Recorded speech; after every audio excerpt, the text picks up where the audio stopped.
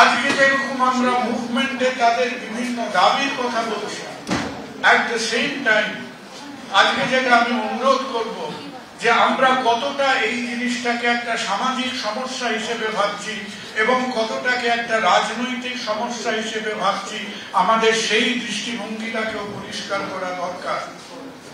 मेरा सफेद तुरंत खुले, भरपूर झाग दे और इसकी स्मार्ट साइंस दे स्मार्ट केयर और फ्रेशनेस। मेरी चॉइस मेरा सफेद। আর কখনো হয়তো আমরা উত্তেজিত হয়ে অনেক রকম কথাবার্তা বলি, কিন্তু আবার হাত জোর করে বলবো যে সময় এসছে ভাবার যে সমস্যাটা জুনিয়র ডাক্তারদের মধ্যে, সার্ভিস ডক্টরদের মধ্যে এবং আমাদের রাজ্যের প্রশাসন বা গভর্নমেন্টের মধ্যে আজকে এই ত্রিপাক্ষিক আলোচনাটার মধ্যে সুপ্রিম কোর্টকে এনে সালিশি সভাটা বসিয়ে আমরা এই সমস্যাটাকে সহজ করছি না, আরো এই সমস্যাটাকে আমরা বিকৃত করছি। Is Supreme Court a part of the problem or is Supreme Court today a part of the solution? এইটা একটা বিরাট প্রশ্ন। আজ সংবাদ মাধ্যমের অনেকে জিজ্ঞেস করছেন যে ইন্দিরা জয়সিং উঠে দাঁড়িয়ে বললেন যে ডাক্তাররা কাজে ফিরে গেছে ইত্যাদি, তাহলে ডাক্তাররা কেন সন্ধ্যাবেলায় এসে আবার কর্মবিরতি করলেন?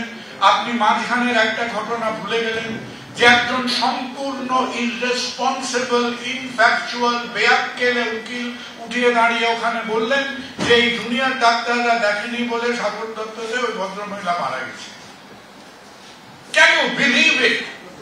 যে আমাদের দেশের সুপ্রিম কোর্ট থেকে আজকে ওই যে বেয়াক্কেলে ভদ্রলোক ওই কথাটা বলেছিলেন, আজকে অন্য কোন কোর্টে ওই রকম একটা আনসাবস্ট্যান্টিয়েটেড, যাকে কোনো ফ্যাক্ট নিয়ে কোনো প্রমাণ নেই আপনার হাতে, আপনি অত বড় একটা কথা বললেন এবং সেই কথা বলাটার পরে এই আন্দোলনটা যে আরো উত্তেজিত এবং আরো অগ্নিগর্ভ হয়ে যায়নি, আপনার ভাগ্য ভালো। আপনি অন্য যে কোনো প্রফেশনের ওখানে বলতে পারতেন, আমরা যে কেউ একজন পলিটিক্যাল ব্যক্তিত্বের ওখানে বলতে পারতাম সুপ্রিম কোর্টে দাঁড়িয়ে যে আপনি ওই কাজটি করেননি বলে অমুকে মরে গেছেন, আপনার মিছিলে গিয়ে আপনি একটা মিছিল করেছিলেন, আপনার এই পলিটিক্যাল ডিস্টারবেন্সে 5টা লোক মারা গেছে, তার জন্য আপনি দায়ী। কি করে আজকে সুপ্রিম কোর্টের গর্ভগৃহের থেকে ওই রকমের রেসপন্সিবল স্টেটমেন্ট গুলো হয়? আর একজন সাধারণ মানুষ হিসেবে জিজ্ঞেস করি, আপনার 150টা সিসিটিভি বসানোর কথা, আপনি 150টার মধ্যে 75টা বসিয়েছেন। 150 ডিভাইডেড বাই 75 ইজ 50%। মশাই, এই যে আলোচনা করতে সুপ্রিম কোর্টে 500টা উকিল লাগে, আপনাদের ফোনের ক্যালকুলেটর গুলোকে কি জলে ভিজিয়ে দিয়েছেন? What is your problem?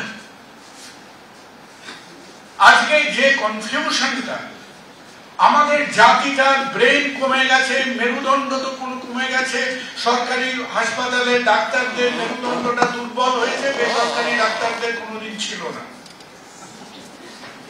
কিন্তু এই বুদ্ধিশক্তিগুলো আজকে যদি এই সমস্যাটাকে কোনো মতে আমাদের একটা রেশনাল সলিউশনে আসতে হয়, এর মধ্যে আমাদের রাজ্যের প্রশাসন আছে, এর মধ্যে আমাদের জুনিয়র ডাক্তাররা আছেন, এদের মধ্যে আমাদের হেলথ সার্ভিস ডক্টররা আছেন।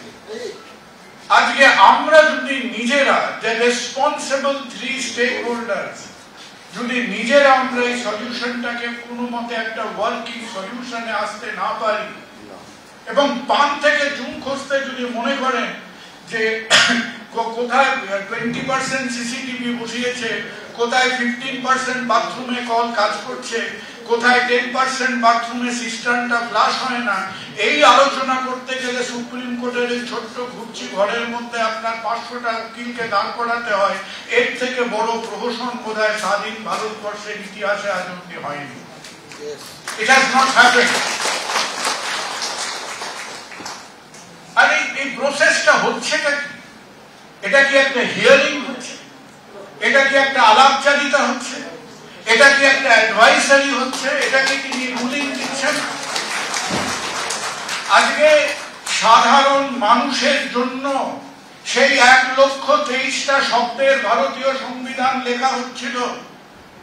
আমার মতো নিম্ন বুদ্ধি, নিম্ন মেধার একজন মানুষকে বোঝান যে এই সুপ্রিম এখনো এই কেসটা হিয়ারিং হবে সিবিআই কোর্টে, যখন সিবিআই তার চার্জশিট গঠন করবে,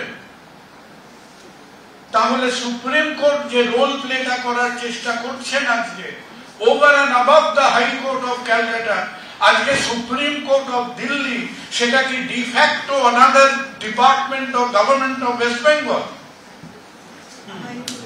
বুঝতে